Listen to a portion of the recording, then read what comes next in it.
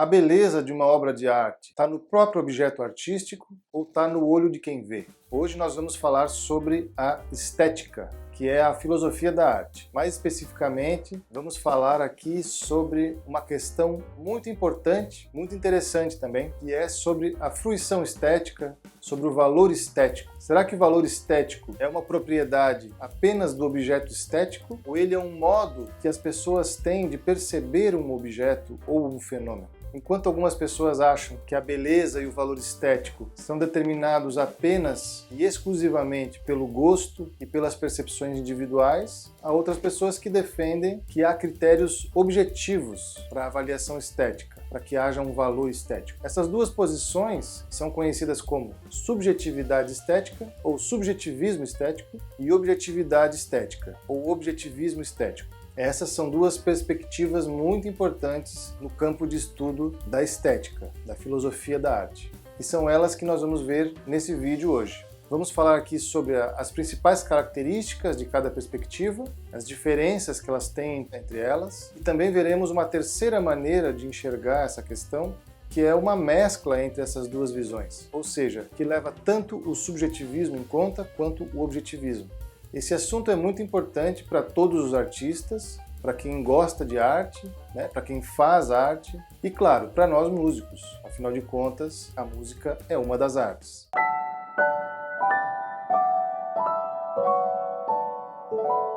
Então vamos começar com o objetivismo estético. A característica principal do objetivismo estético é que ela concebe o objeto estético. Aqui nós vamos tratar esse conceito objeto estético, ou apenas objeto, como toda e qualquer obra de arte, não necessariamente um objeto físico, como um quadro ou uma escultura. Ele pode ser também um fenômeno, como a música, por exemplo, que é percebido através da audição, ou seja, a gente não consegue ver nem pegar a música. Então não se trata de um objeto, mas sim de um fenômeno. Esse conceito também diz respeito a, por exemplo, paisagens naturais, a paisagens de montanhas, de uma cachoeira, do mar, vulcões, enfim. Isso também é tratado como um objeto aqui nesse contexto. Então, o objetivismo estético diz que o valor estético está todo contido no objeto em si, e ele não depende da relação com o sujeito. Ou seja, uma obra de arte é um objeto autônomo, que existe independentemente da experiência individual de um observador. Essa concepção de valor estético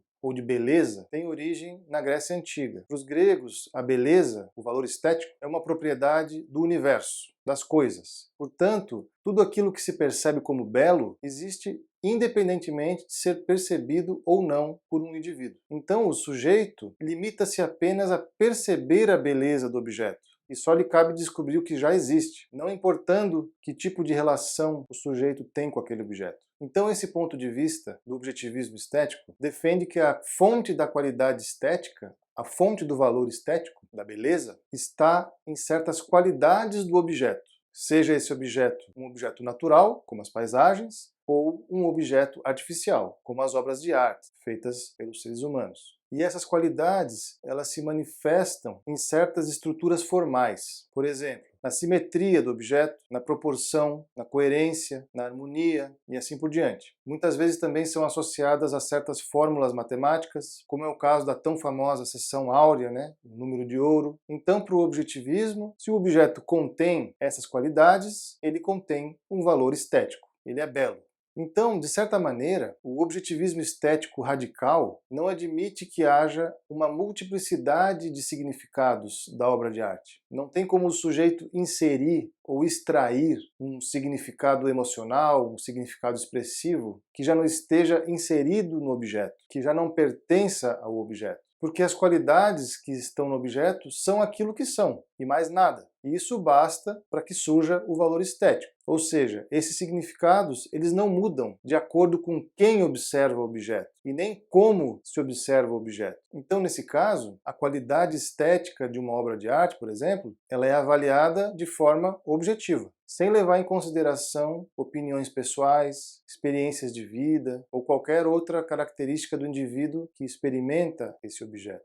Então, transpondo aqui para a composição musical, a partir dessa perspectiva objetivista, alguns aspectos que vão ser levados em conta para determinar se uma peça musical, se uma música é bela ou não, ou tem valor estético ou não, são os aspectos técnicos. Se a música tem coerência interna ou não, se ela cria uma unidade, se ela tem originalidade, se ela tem uma complexidade bem administrada, enfim, são questões puramente técnicas, por assim dizer, daquela música. Então, se essa música tiver essas qualidades técnicas, ela vai ser considerada bela ou contendo uma alta qualidade estética. E isso independentemente das opiniões pessoais dos indivíduos que a experimentam, que a ouvem. Então, é como se o valor estético já tivesse contido dentro da estrutura da música, nesse caso. E o sujeito apenas testemunha seus significados e não contribui nem interfere em nada. Então é por isso que dá para pensar que a partir dessa visão objetivista,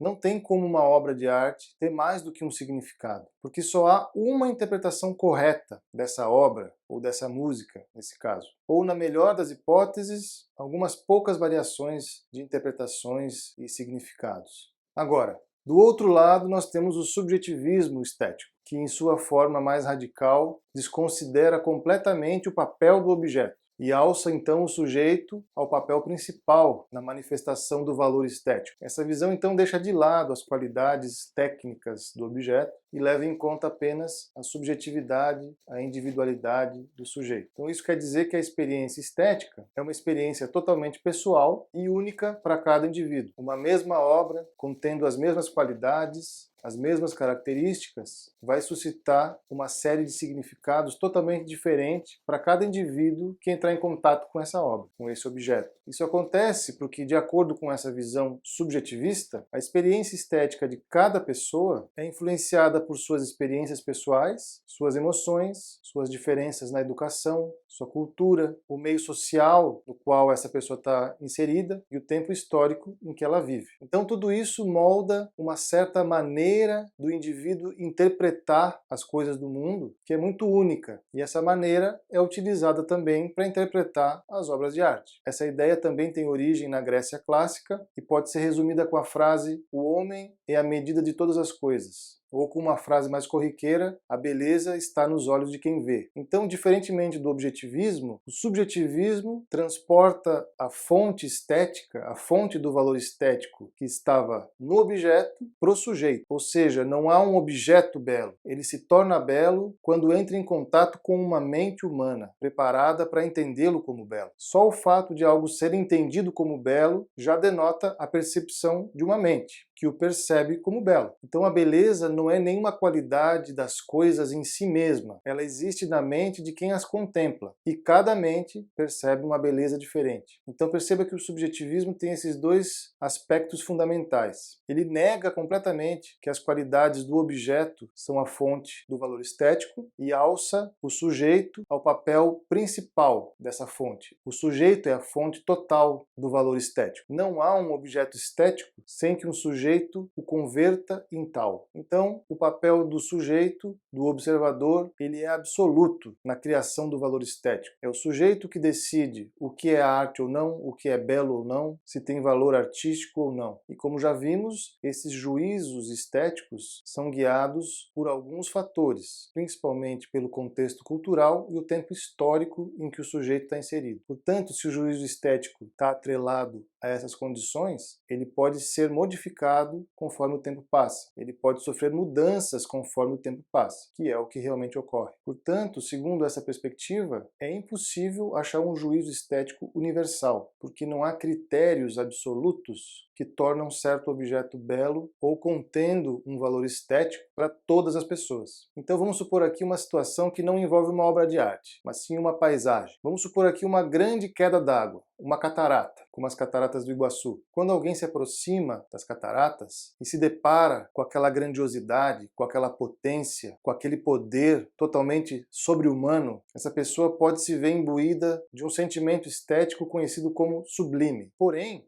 de acordo com essa perspectiva da subjetividade estética, a catarata não é sublime em si mesma. Não importa quais características ela tem. Ela não contém esse valor nela própria. Ela necessita que um sujeito perceba essas características e considere essas características como sublime, nesse caso. Essa mesma lógica é utilizada em relação às obras de arte, como a música. Mas aí surge uma pergunta: se a beleza está 100% nos olhos de quem vê, então o que diferencia um objeto qualquer de uma obra de arte? Se você souber essa resposta, por favor, deixa aqui nos comentários. Algumas obras de arte que questionaram justamente qual o limite entre um objeto qualquer e uma obra de arte é, por exemplo, A Fonte, ou Urinol, do Marcel Duchamp. Dá uma procuradinha no Google que você vai saber do que se trata. E na área da música eu posso citar também uma peça muito famosa chamada 4:33, ou 4 minutos e 33, que é do compositor John Cage. Dentre outros questionamentos que esses artistas quiseram fazer com essas obras, existe também inserido nesses questionamentos esse do qual o limite entre um objeto qualquer e um objeto considerado artístico. Então agora a gente vai ver alguns problemas, alguns furos que cada uma dessas perspectivas tem.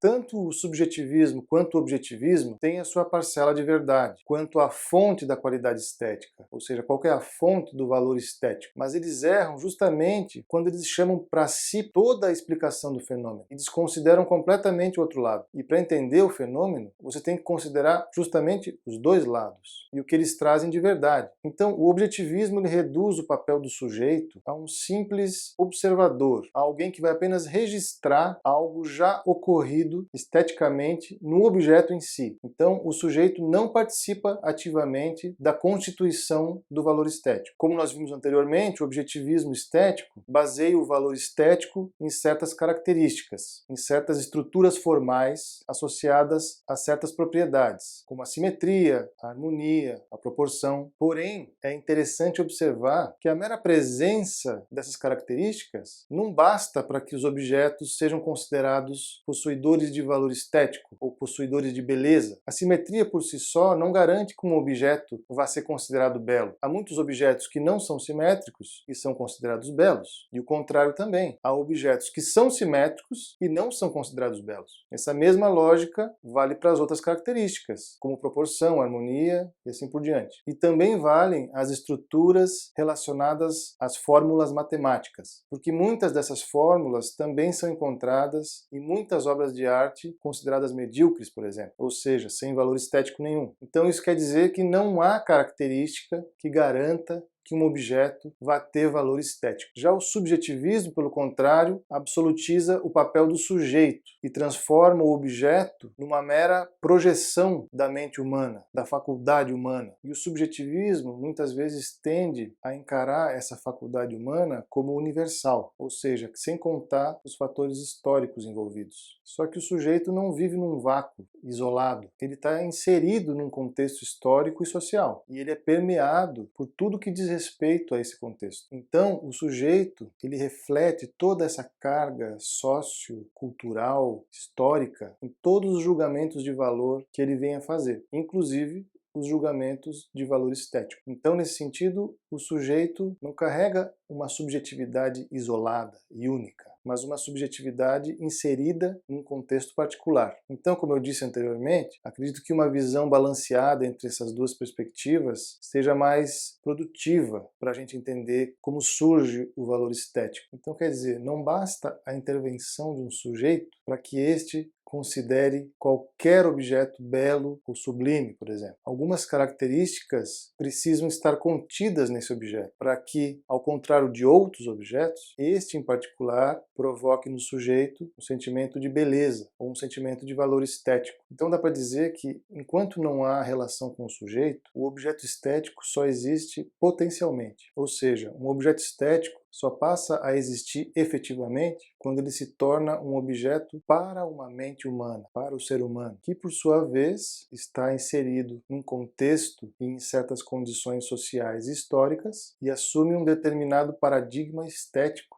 para se aproximar desse objeto. Então é nesse cenário que os objetos dotados de certas qualidades, ou seja, não qualquer objeto e não qualquer qualidade, adquirem uma existência estética efetiva na realidade. Ou seja, enquanto o objeto não entra numa situação estética concreta, enquanto ele não é percebido ou contemplado por um ser humano, por uma mente, esse objeto, mesmo possuindo todas as qualidades ou propriedades necessárias, só possui um potencial estético. Para que esse objeto possa realizar a sua plena esteticidade, ou seja, passar do mero potencial, é necessária a participação do sujeito. Então, nesse momento, o objeto revela seus significados e o sujeito percebe esses significados. Ele não cria do nada esses significados, mas ele contribui com a formação deles. Então, se o objeto não tivesse essas qualidades específicas, essas propriedades, não se realizaria a esteticidade do objeto,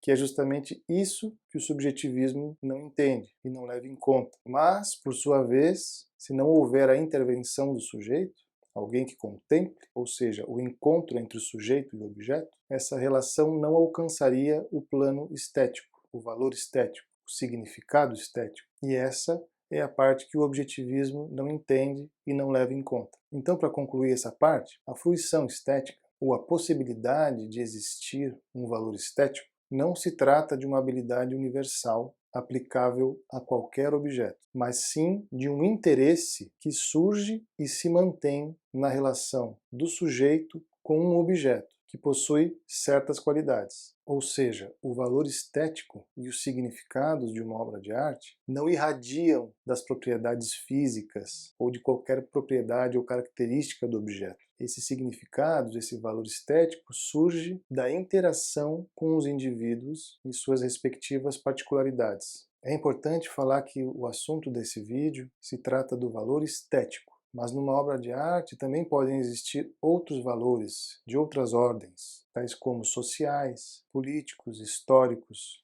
morais, religiosos, dentre outros, né? E muitas vezes uma obra de arte acaba sendo valorizada por causa desses parâmetros, desses outros valores, e não por causa dos seus atributos estéticos. É claro que esses valores também são importantes, mas eles estão sendo considerados aqui como aspectos de segunda ordem, ou seja, que não devem ser centrais numa obra de arte. Eles são apenas complementares.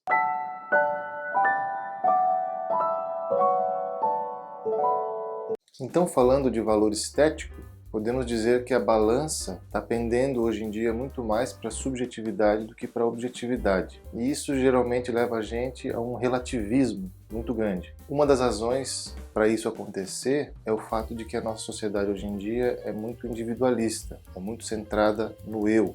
Então, a visão subjetivista tende a prosperar nesse ambiente. Isso acontece porque cada pessoa, cada indivíduo tem uma opinião própria, né? E ela acha que a sua opinião é muito importante, que ela tem uma perspectiva única sobre tudo. E então, consequentemente, por ser única, é algo muito especial. Então, quando a gente tem a subjetividade, ou seja, esse gosto individual, como único ponto de referência para avaliar as questões estéticas e o valor da arte, por exemplo, isso tende a um total relativismo, que muitas vezes impossibilita o debate fora dessa perspectiva específica. Para essa perspectiva específica, não existe valor estético no objeto. O valor estético ele surge, ele emerge do sujeito e da sua visão única. Então, nesse cenário, não tem como falar sobre um valor estético objetivo de alguma obra de arte, por exemplo, mas apenas de valores subjetivos, guiados por gostos pessoais. Então, por isso que é extremamente comum a gente ouvir frases como a arte é subjetiva, ou quando se trata de arte é uma questão de opinião.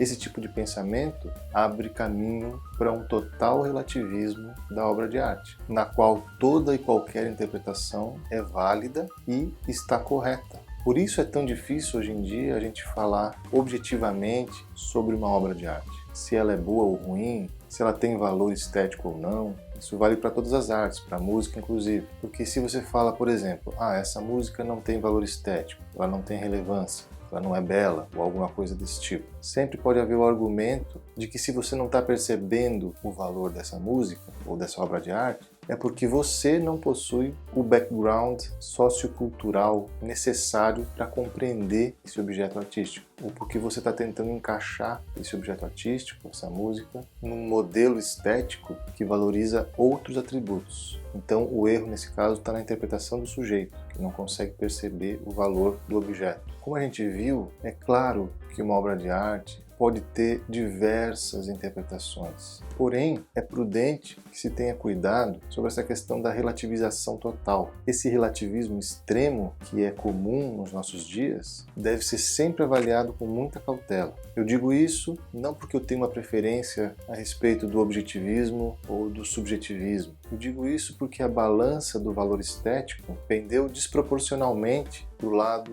do subjetivismo e do consequente relativismo, que, claro, em certa medida eles existem, mas não podem ser extremos assim desse jeito, na minha opinião, claro. Eu acho que é necessário propor uma visão mais balanceada entre essas duas perspectivas e de alguma maneira mais próxima da realidade mesmo estética, que não existe apenas a interpretação do sujeito e não existe apenas as características do objeto. O que há é uma relação entre essas duas instâncias. Eu acho que pensar sobre essas questões é algo fundamental para qualquer artista, para qualquer criador, mas não só para os criadores, também para quem gosta de arte, para quem aprecia a arte. É bom desenvolver ferramentas para ter opiniões críticas em relação ao valor estético das obras de arte. Então é isso. Eu espero que você tenha gostado desse conteúdo. Se você ainda não é inscrito no canal, por favor, se inscreva e aproveite os vídeos que já foram feitos e os que virão a ser feitos. Até o próximo vídeo.